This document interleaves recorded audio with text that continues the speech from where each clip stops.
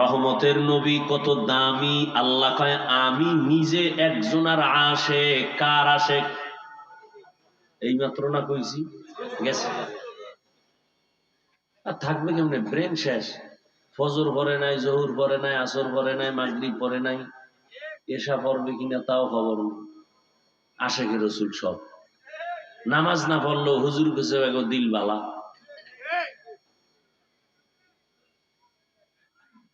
এই জন্য ওয়াজ বেশি হইতেছে, ফলাফল জিরো। কারণ কি?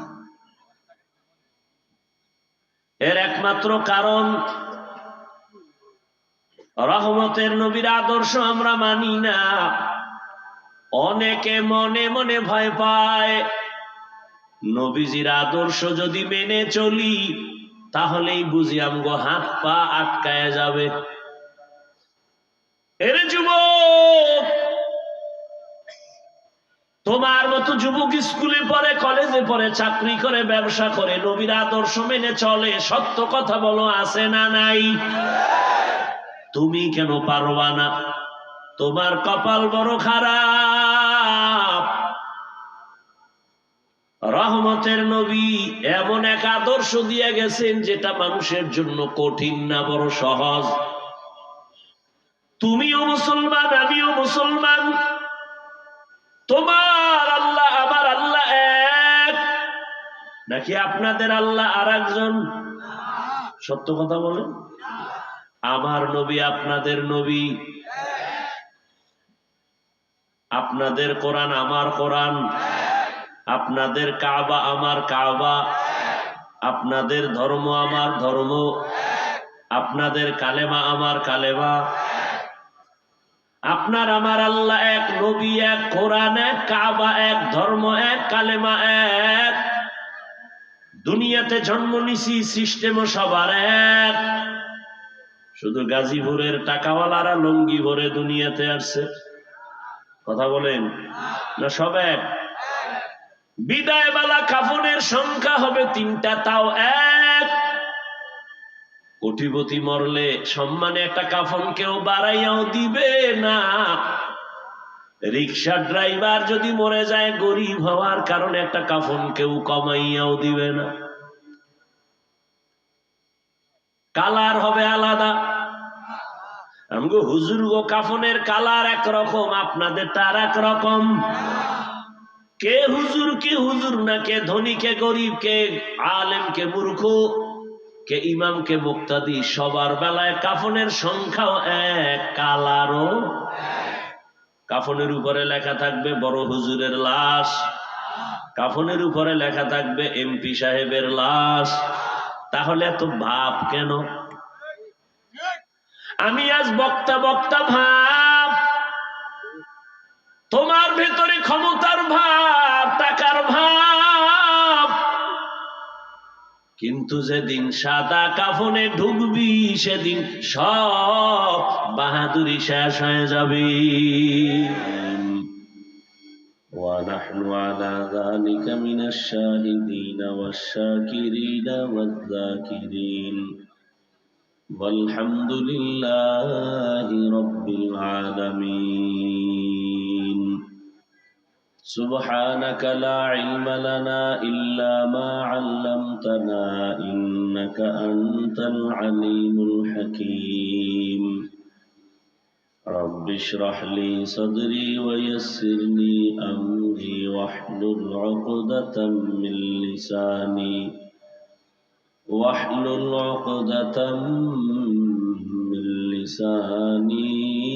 يفقه قولي حقیقت کھل جائے گی بوقت امتحان تیرے حقیقت کھل جائے گی بوقت امتحان تیرے کہ سستی میں یا محنت میں گزاری زندگی تو نے کہ سستی میں یا محنت میں گزاری زندگی تو نے दिन की सूरज डूब रही है हम लोगों की सामने, रोज़े महशर क्या जवाब है मुस्तफा की सामने, रोज़े महशर क्या जवाब है मुस्तफा की सामने। मुहम्मद ने आकर कुफर को मिटाया,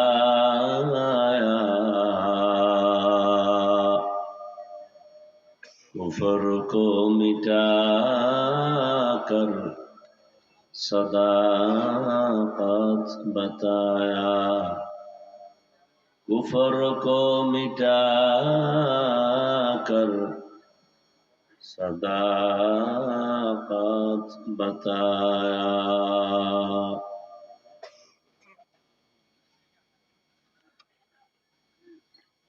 রৌদ্রপুর কেন্দ্রীয় জামে মসজিদ হাফিজিয়া মাদ্রাসা কর্তৃক আয়োজিত বার্ষিক তাফসীরুল কোরআন মাহফিল 17 নভেম্বর 2024। মহতি এ মাহফিলে উপস্থিত মোহতারাম সম্মানিত সভাপতি, প্রধান অতিথি হযরত উলামায়ে কেরাম,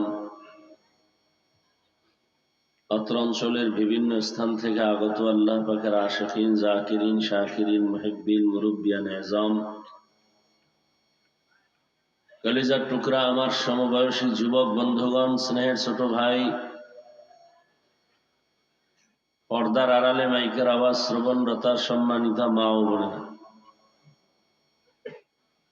আল্লাহ পাকের দরবারে শুকর যে আল্লাহ পাক আমাদেরকে হাজারো লাখো মানুষের ভেতর থেকে বাছাই করে পৃথিবীর শ্রেষ্ঠ মজলিস, উলামায়ে আহলে হকের মজলিস, গুনাহ মাফের মজলিস, তওবা কবুলের মজলিস, বরকতিয়ে মজলিসে আমাদেরকে কবুল করেছেন। নেয়ামতের শুকর আদায়ার্থে ইমানের আওয়াজকে উঁচু করে এক আওয়াজে উচ্চ কণ্ঠে সকলেই মুহাব্বতে পড়ি আলহামদুলিল্লাহ।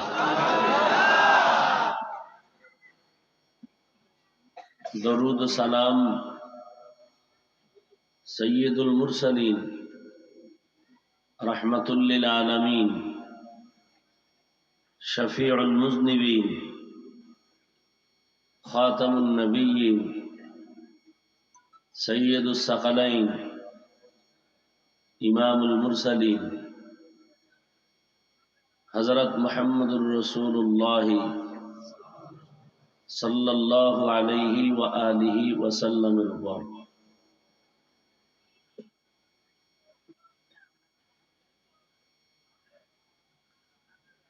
সর্বোপরি শুকর যাদের অক্লান্ত পরিশ্রমের মাধ্যমে আজ সুন্দর আয়োজন, সময়, পরামর্শ, অর্থ দিয়ে দোয়া করে উপস্থিত হয়ে মাইক, লাইট, প্যান্ডেলের ব্যবস্থাপনার মাধ্যমে সহযোগিতা যারা করেছেন, প্রত্যেককেই আল্লাহ পাক এ খেদমতের বরকতে দুনিয়াতে শান্তি, পরকালে চিরমুক্তির ব্যবস্থা করে দিন। দীর্ঘ সময় হযরত উলামায়ে কেরাম আলোচনা করেছেন, আপনারাও ধৈর্যের সাথে শ্রবণ করেছেন। উলামায়ে কেরামের কথাগুলো সহি তরিকায় সকলকেই আমল করার তৌফিক দান করেন। উলামায়ে কেরামের ইজ্জতকে আল্লাহ বেশি বেশি বাড়ায় দেন। যারা উলামায়ে কেরামের বিরুদ্ধে লেখালেখি করে মিডিয়ার মাধ্যমে বিভিন্ন ভাবে অপপ্রচার, প্রপাগান্ডা চালায়, আল্লাহ ওদের হেদায়াত দান করেন। আল্লাহ পাকের ইলম ও কুদরতে যদি তাদের হেদায়াত না থাকে, আল্লাহ কুদরতের দ্বারা এদেরকে দমন করে দেন।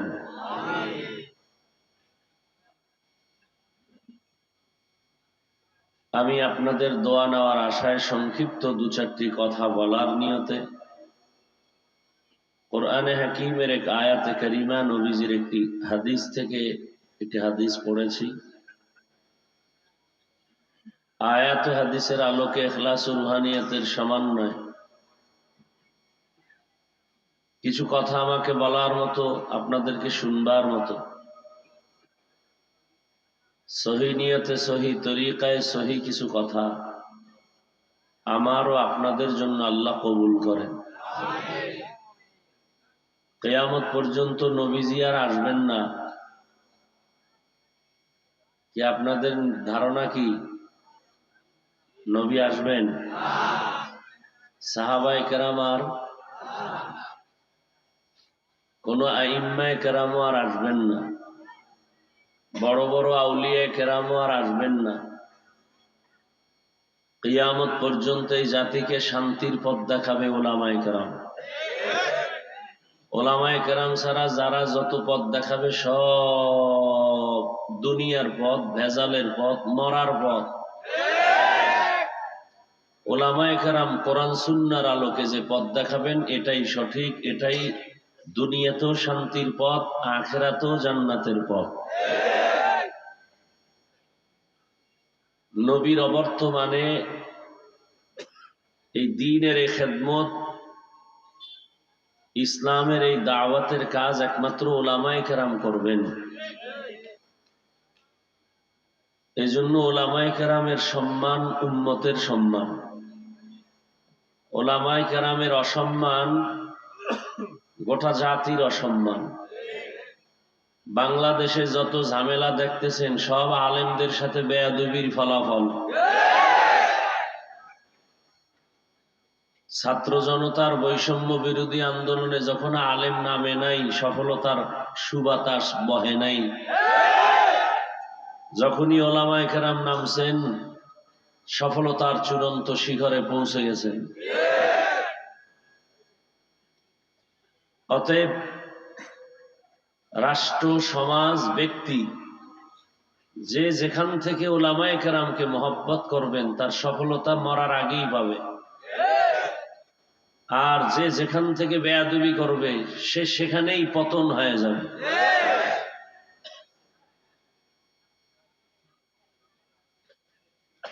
আপনাদের অতিথি বক্তব্য দিলেন, বিভিন্ন প্রতিবন্ধকতা ছিল দ্বীনের কাজ, এই মাহফিল, বিভিন্ন কথা দ্বীনের কাজে। আমি শুনতেছি, কালকে এক জায়গায় গেলাম, সেখানেও এখনো মাহফিলে বাধা, অমুকের অনুমতি লাগবে।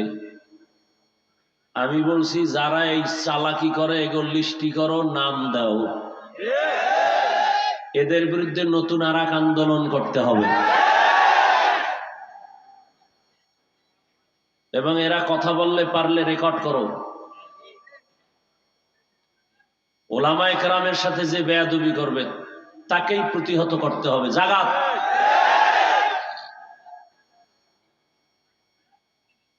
উলামায়ে কেরামদের সাথে বেয়াদবি করে জীবনে কেউ সফল হতে পারে নাই, ইনশাআল্লাহ পারবেও না।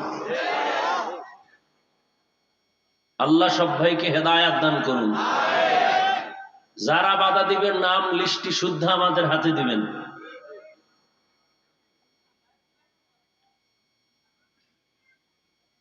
আমি যে আয়াত পড়েছি, আল্লাহ পাক মানুষকে লক্ষ্য করে বলেন, ওয়ামা খালাকতুল জিন্না ওয়াল ইনসা ইল্লা লিয়াবুদুন। আমি আল্লাহ মানুষ ও জিনকে সৃষ্টি করি নাই, হ্যাঁ সৃষ্টি করেছি একমাত্র ইবাদতের জন্য। নবীজি বলেন, লা তাআতা লি মাখলুকিন ফি মাসিয়াতিল খালিক। আল্লাহকে অসন্তুষ্ট করে পৃথিবীর ভিন্ন কারো আদেশ নিষেধ গ্রহণ করা হারাম। আল্লাহকে বেজার করে কোনো নেতার কথা, কোনো পীরের কথা, কোনো ব্যক্তির কথা, কোনো মা বাবার কথাও মানা যাবে? এক কথায় জবাব, দুনিয়ার সকলকেই বেজার করা সম্ভব, আল্লাহকে বেজার করা সম্ভব? কিন্তু আমরা পদে পদে আল্লাহকে বেজার করতেছি। পর্দা করলে আল্লাহ খুশি, আত্মীয় স্বজন বেজার। এখন ইমানের পরীক্ষা, আপনি আত্মীয় স্বজনকে খুশি রেখে আল্লাহকে বেজার করে পর্দা লঙ্ঘন করবেন না করবেন, আপনার ইমানের পরীক্ষা। মুমিন বলবে দুনিয়ার সব একদিক, আমার আল্লাহর মোহাব্বত ভিন্ন দিক। আমরা যারা আল্লাহর মোহাব্বত নিয়ে চলি, টুপি পরছি আল্লাহর মোহাব্বতে নাকি? আল্লাহর মোহাব্বত পাওয়ার জন্য নবীর তরিকায় দাড়ি রেখেছি, পর্দা করি, হালাল খাই। মানুষ আমাদেরকে গালি দেয়, জবাব দেই না। জানি গালি দিছে, সামনে আসলে হাসি মুখে সালাম দেই, বুকে লাগাই। এই চিন্তা করি না আমি তো অজু করা, এটা তো অজু নাই, প্রস্রাব করে পানি লয় না। এই চিন্তায় সি সি করে তাড়ায় দেই নেই। কেন? আমরা এমন এক রসুলের আদর্শ লালন করি যে রসুলের মতো পৃথিবীতে আদর্শের আর কোনো ব্যক্তিই নেই। আছে? এখানে অনেক শিক্ষিত মানুষ, মনে হচ্ছে আপনারা সজাগ হয়ে শুনতেছেন।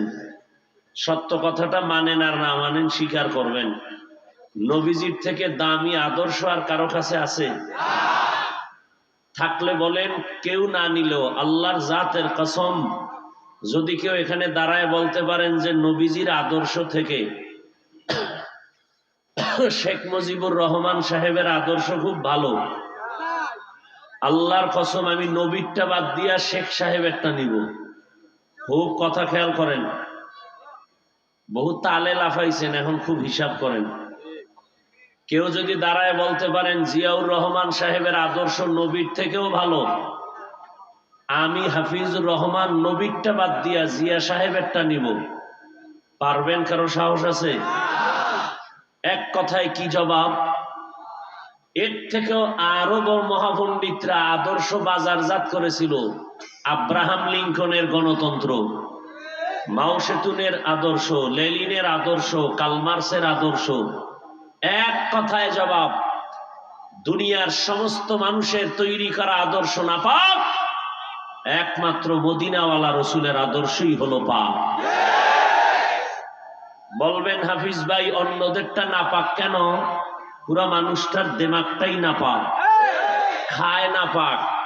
3 বেলা ভাত খাইয়াও মদের বোতল লইয়া দৌড়ায়, 3 বেলা খাইয়াও গাঞ্জা খায়, 3 বেলা খাইয়াও উল্টা পাল্টা খাওয়ার কারণে ওর দিমাগটা নষ্ট হয়ে গেছে। আর নষ্ট দিমাগ দিয়া যা তৈরি করে সব নষ্ট, সব না পাক। আর আমার রসুল কেমন পাক? 63 বছর হায়াতে 1 সেকেন্ডের জন্য কোনোদিন ভুলেও একটা মিথ্যা কথা বলেননি।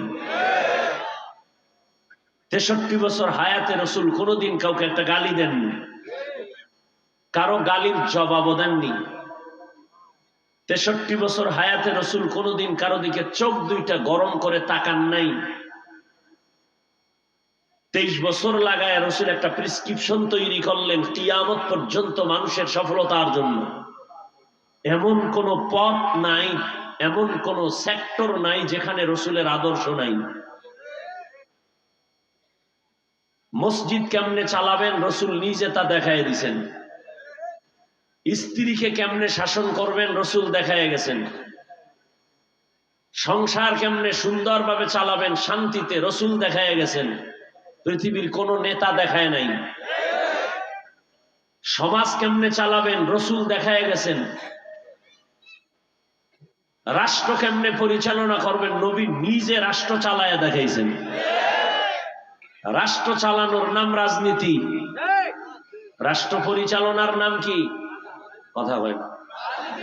আমি না বলছি সত্য কথাটা স্বীকার করেন, মানেন আর না মানেন। রাষ্ট্র পরিচালনার নাম কি? মানুষের উপরে জুলুম করার নাম দুর্নীতি। রসুল কোনদিন কারো সাথে জুলুম?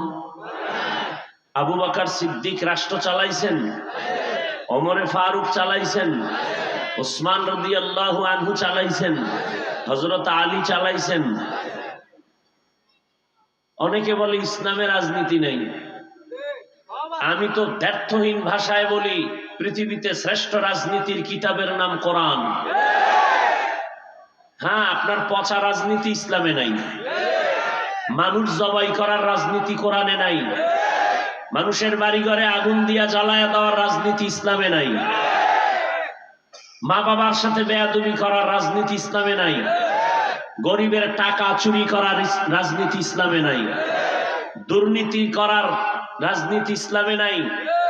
ইসলামে রাজনীতি আছে মালিক যেই প্লেটে খাবে গোলাম সেই প্লেটে খাবে, এর নাম ইসলামী রাজনীতি। রসুল রাজনীতি কইরা দেখাইছেন। পৃথিবীর শ্রেষ্ঠ রাজনীতির শিক্ষক আমার রসুল। পৃথিবীর শ্রেষ্ঠ রাজনীতির পার্লামেন্ট মসজিদে নববী। বলে মসজিদে রাজনীতি চলবে না, ইমাম সাহেবকে নিরপেক্ষ থাকতে হবে। আর আমার সোনার ছেলেরা নাকে তেল লাগায় ঘুমায় দেশ স্বাধীন, আর ঢাকার শহরে মা বোনেরা সাংবাদিক সম্মেলন করে আমগো দেহ ব্যবসা আগে করে খাইতাম, আবার অধিকার ফেরত চাই। মুসলমান স্বাধীনভাবে নাক টেনে ঘুমাবে সেদিন যেদিন ইসলামের স্বাধীন হবে। মুসলমান নাকে তেল লাগায় ঘুমাবে সেদিন যেদিন ময়দানে কোরআনের বয়ান বুক ফুলায় আলেমরা করবে, কোনো বেনামাজির অনুমতি লাগবে না। মুসলমান নাকে তেল লাগায় ঘুমাবে সেদিন এদেশের মাদ্রাসা এবং প্রত্যেকটা মসজিদ কমিটিতে কোনো সুদখোর থাকবে না। সেদিন নাকে তেল লাগায় ঘুমাবে। এছাড়া কাফনের কাফন নিয়ে রেডি থাকো। জুলুম করলে আবার আন্দোলন, গরিবের হক নষ্ট করলে আবার আন্দোলন। এদেশে প্রত্যেকটা মানুষ এদেশের নাগরিক হিসাবে সমান অধিকার নিয়ে বসবাস করবে, কোনো বৈষম্য করা যাবে। মানুষ দুনিয়াতে আল্লাহ পাঠাইছেন এক কাজ, আর কোনো কাজ নাই, ইবাদত। কারণ আমরা অনেকে মনে করি ইবাদত মানে তাসবিহ নিয়ে রাতে জায়নামাজে বসা, দিনের বেলা মসজিদে রোজা রয়া কোরআন তেলাওয়াত করা। ইবাদত একটা বিশাল বড় পর্দার নাম, চাদরের নাম। পুরা পৃথিবীর মানুষগুলোকে ইবাদতের চাদরে আল্লাহ আটকায় দিয়েছেন। আপনি বাথরুমে যাবেন তাও ইবাদত, দুনিয়াতে আসার থেকে মরণ পর্যন্ত যা করবেন সব ইবাদত। ব্যবসা করেন ইবাদত, চাকরি করেন ইবাদত, খানা খাইবেন ইবাদত, খানা খাবেন না তাও ইবাদত, ঘুমাইবেন ইবাদত, সংসার চালাবেন ইবাদত, সমাজ চালাবেন ইবাদত, রাষ্ট্র চালাবেন ইবাদত। মন গড়া নয়, দুইটা শর্তের বিনিময়। এক নাম্বার শর্ত, যা হবে যা করবে আল্লাহর সন্তুষ্টির জন্য। দ্বিতীয় শর্ত, যা কিছুই হবে মদিনাওয়ালা রসুলের আদর্শ অনুযায়ী। নবীর আদর্শ কি ব্যবসায় আছে, চাকুরিতে আছে, সংসারে আছে? আঙ্গুলের নখগুলো কেমনে কাটবেন, কেমনে রাখবেন, সেখানেও নবীজির আদর্শ আছে না নাই? পৃথিবীর আর কোন নেতার আদর্শে নখ কাটার নিয়ম আছে? জুতা দুইটা কেমনে পরবেন, সেখানেও নবীর আদর্শ। মসজিদে ঢুকবেন কেমনে, বের হবেন কেমনে, সেখানেও রসুলের আদর্শ। জীবনে যতবার জুতা পরবেন রসুলের আদর্শ, ডান পাও ডান জুতা আগে ঢুকাবেন। আর রসুলের আদর্শটা শুধু কি পরকালের শান্তির জন্য, না দুনিয়াতেও এটার সফলতা আছে? আজ ১৫০০ বছর পরে গবেষক, বৈজ্ঞানিক, দার্শনিকরা রিসার্চ করে ফল বের করলো, মুহাম্মদের প্রত্যেকটা থিওরি দুনিয়ার মানুষের জীবনে দুনিয়ার জন্য কল্যাণ।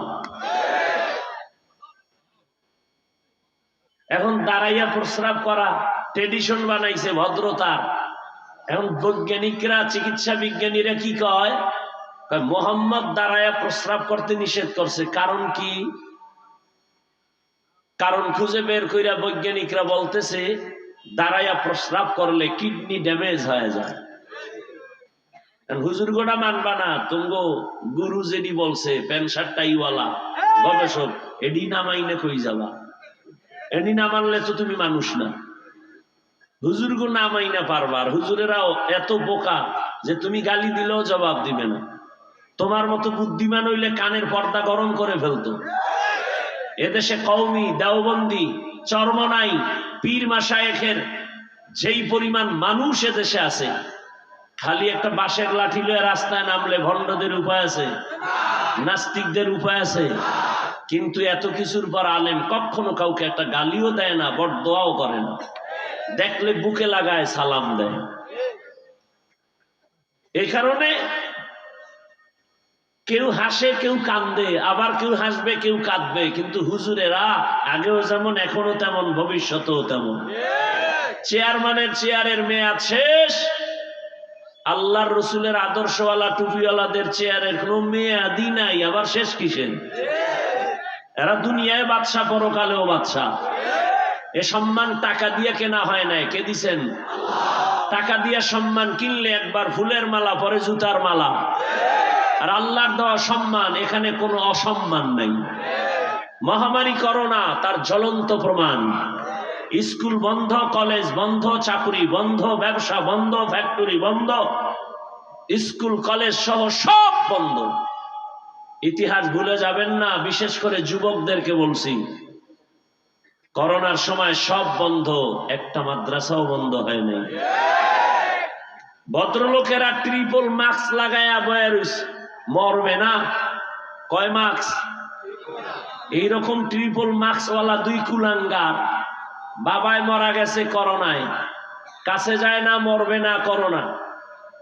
টাকা দিয়া এলাকার গরিবদের বলল বাবার লাশটা টেনে রাস্তায় দিয়ে ফালায় দে। বাবার লাশ রাস্তায় ফেলে আসলো। ওই কুলাঙ্গার দুই সন্তান বাবার আর খবর নিল না যে বাবার কি আর জানাজা হলো না কুত্তায় খাইলো তার লাশ, আর খবর নেই নেই। ইতিহাস ভুলে যাবা না যুবক বাবারা। সেই সময় করোনার টাইম, শত শত লাশ আমার দেশের টুপিওয়ালারা কাঁধে নিয়েছেন, গোসল করাইছেন, কাফন পরাইছেন, জানাজা পরায় কবরে রাখছেন। একজন টুপিওয়ালাও করোনায় মরে নাই। এজন্য আমি ঢাকায় বলেছি, এই জাতিকে ওলামায়ে কেরাম নিঃস্বার্থভাবে যা দিয়েছে কেউ দিতে পারে নাই। অতএব তোমরা যাদেরকে বন্ধু মনে করো, কেউ তোমার আপন বন্ধু নয়, সব স্বার্থপর। একমাত্র নিঃস্বার্থ তোমার কলিজার বন্ধু ওলামায়ে কেরাম। ইবাদত,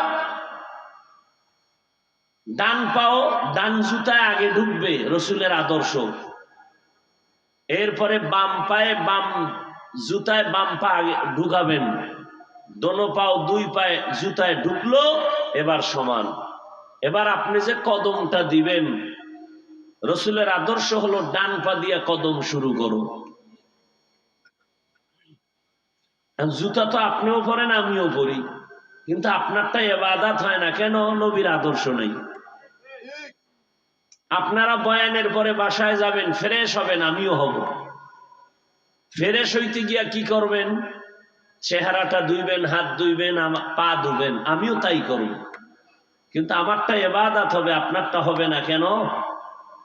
আমি ইবাদত হিসাবে ওযু করব, আপনি ফ্রেশ হবেন, কিন্তু কপাল খারাপ, ওযুর নিয়ত করবেন না।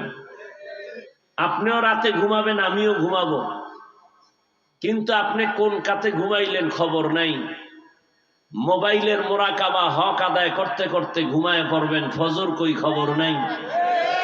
সারা রাত করবেন কবিরা গুনাহ মোবাইল দিয়া। কবিরা গুনাহ করেন না সগীরা গুনাহ করেন, আপনার কপালের উপরে সব দেখা যায়। যাদের কলবের চক্ষু খোলা, এরা কপালের দিকে তাকাইলেই বুঝতে পারে সারা রাত কি অপরাধ করেছেন। আল্লাহ হেদায়েত দান করুন। ওয়ামা খালাকতুল জিন্না ওয়াল ইনসা ইল্লা লিয়াবুদুন। মানুষ আর জিন আল্লাহ বানাইছেন একটাই কাজ, মাত্র ইবাদত।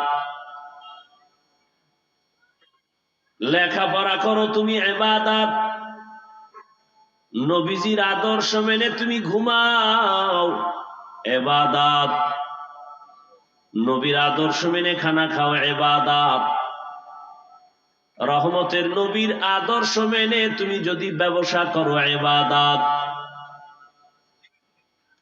যারা নবীর আদর্শে ব্যবসা করবে তারা কখনো দোকানে লাগবে না, বিক্রি করা মাল ফেরত নেওয়া হয় না।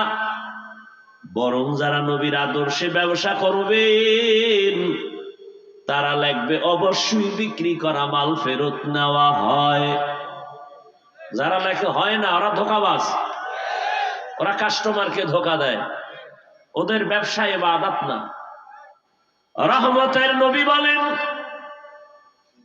কোন মানুষ যদি মুসিবতে পড়ে মালটা ফিরাইয়া টাকা চায়, তুমি যদি মালটা রেখে টাকা দিয়া দাও, নবী বলেন মনে কষ্ট পাইস না রে ব্যবসায়ী, ওই মালটা দান করার সওয়াব আল্লাহ দান করবেন। আমি আপনাদেরকে বয়ান করব, হুজুর টুজুর বানাবো এই নিয়তে না, যে আপনারা সব মাওলানা হয়ে যান, আপনারা সব হুজুর হয়ে যান, স্কুল কলেজ সাইরা সব মাদ্রাসায় যান, এমনটা ভয় পাইতেছেন না? কোনো ভয় নাই। আমি বলবো না স্কুল ছেড়ে দাও হে যুবক, বরং আমি আপনাদের পরামর্শ দিতে চাই নবীর আদর্শে কেমনে ব্যবসায় থাইকা জান্নাত পাবেন। আমি আপনাকে পরামর্শ দিতে চাই কেমনে আপনি চাকরির জীবনে আদর্শ নবীরটা মেনে জান্নাত পাবেন। ডাক্তারি ইঞ্জিনিয়ারিং পড়তে গিয়া আদর্শ নবীর মেনে জান্নাতের পথ খোলা পাবেন, এই পরামর্শটা দিতে চাই। ইসলাম আপনাকে ব্যবসা করতে নিষেধ করে নাই, চাকরিতে নিষেধ করে নাই। আপনাকে লেখাপড়া ডাক্তার ইঞ্জিনিয়ার হইতে ইসলাম বাধা দেয় নাই। মা খালাকতুল জিন্না ওয়াল ইনসি বাখা, জুজ ইবাদাত নিস্তে মাকসুদ আজ্জাহা। মানুষের জীবনে কাজ একটা ইবাদত, বিবাহ করবেন ইবাদত, সন্তান দুনিয়াতে আসবে ইবাদত, সন্তানকে একটা লোকমা খানা দিবেন ইবাদত, মাথার ঘাম পায়ে ফেলে কষ্ট করে করে রুজি রোজগার করে যে স্ত্রীকে খাওয়াবেন ইবাদত। তবে মন গড়া হবে না, সব হবে মদিনা নবীর আদর্শ অনুযায়ী। নবীর আদর্শ মতো খানা খাবেন ইবাদত। নবীর আদর্শে কেমনে খানা খাও? রহমতের নবী সমতল জমিনে বসে খানা খাইতেন, খানার নিচে দস্তারখান। নবী শুকনা খানা খাইতেন বেশিরভাগ। রহমতের নবী কোন জিনিস খাওয়ার ক্ষেত্রে বাম হাত লাগান নাই, ডান হাতে নবী খাইতেন, পান করতেন। যেমন এই স্টেজের টেবিলে এক বোতল পানি, আপনারও পিপাসা আমারও পিপাসা, এক বোতল পানি আপনিও পান করবেন, আমিও পান করব। ইবাদত কেমনে হবে? আপনার বাম হাতটা দৌড়ায় যাবে, আমার ডান হাতটা দৌড়ায় যাবে। আমি বোতলটা খুলিয়া আপনি বাম হাতে এক টানে আধা লিটার নাই, আর আমি ডান হাতে পানিটা নিয়া এই একই বোতলের পানি পান করব, তবে এক টানে করব না, আমি 3 বার নিঃশ্বাস ফেলে তারপরে করব। রসুলের আদর্শ। আমারও পানি পান করা হলো, আপনারও হলো, কিন্তু আপনারটা ইবাদত হবে না, আমারটা ইবাদত হবে। কেন? রসুলের আদর্শ। আর নবীর আদর্শ বন্ধ করে যদি বান্দা নামাজও পড়ো, ওই নামাজও ইবাদত হবে না। যেমন একজনে মাগরিবের ফরজ নামাজ 3 রাকাতে দাঁড়াইয়া চিন্তায় পড়ে গেল, বেজোর পরে লাভ কি? আরো 2টা সেজদা বাড়ায়া জোর বানায়া 4 রাকাত বানাই। আল্লাহরে খুশি করতে গিয়ে আরো 2 সেজদা দিয়া 4 রাকাত বানাইছে, হবে নি? হ্যাঁ, কি 1 রাকাত বাদ না পুরাটাই? আল্লাহ কয় দাঁড়ায় কানে ধর, নতুন কইরা আবার কানে দইরা নিয়াত কর। চালাকি কেন করলি? কারণ আমার নবীর আদর্শ যেখানে থাকবে না, আমি আল্লাহ সেই কাজটা কবুল করব না। কারণ জানো এত আমি মায়া নবীর কেন করি? সব নবী আমার, মূসা নবী আমার বন্ধু, ইব্রাহিম আমার বন্ধু, ইসমাইল আমার বন্ধু, ঈসা নবী আমার বন্ধু, দাউদ আলাইহিস সালাম আমার বন্ধু, ইউসুফ নবী আমার বন্ধু। সব নবী আমি আল্লাহর বন্ধু, মুহাম্মদ আমার বন্ধু। ব্যবধান ব্যবধান। সব নবী রাসূল আমার আল্লাহ তাআলার আশিক, আর আমি আল্লাহ নিজে মুহাম্মদের আশিক। ইমামুল আউয়ালিনাল আখিরিন, বাহরে সাদকা রাহমাতাল লিল আলামিন, সাইয়্যিদুল কাউনাইন খাতমুল মুরসালিন, আখিরামত বুদে ফখরুল আউয়ালিন। আমার বয়ান বাদেশে লেখা, যখন বিদায় হইয়া জামু আর এক মাহফিলে এই সময় উঠছি, আসছি মাগরিবের পরপর। এখন উড়াইয়া শেষ টাইম উড়াই যদি বয়ান করেন 12টা পর্যন্ত, এটা জুলুম না? আমি তো জালেমকে পছন্দ করি না। এই দেশে জালেম থাকবে এটা মাইনে নিতে পারি না, বিদায়ী তো রাস্তায় আন্দোলন। কথা বলেন না কেন? আবার কেন জুলুম? আরো আধা ঘন্টা আগে উঠাইলে আরো আধা ঘন্টা ওয়াজ বেশি করতে পারতাম। কি আইসি টাইম মতো উঠাইছেন, দেরিতে চইলে গেলে এরপরে আবার কবিরা গুনাহ করবেন, আবার বদনাম কইরা। আপনার বুকের ফাটা থাকলে সামনে কিছু কইতে পারেন না, ওই জোত নাই। পচা মাছ খাইলে ওই শক্তি হবে কেন?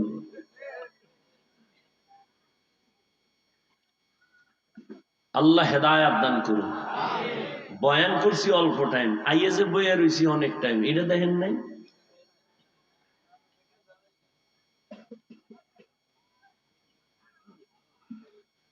আল্লাহ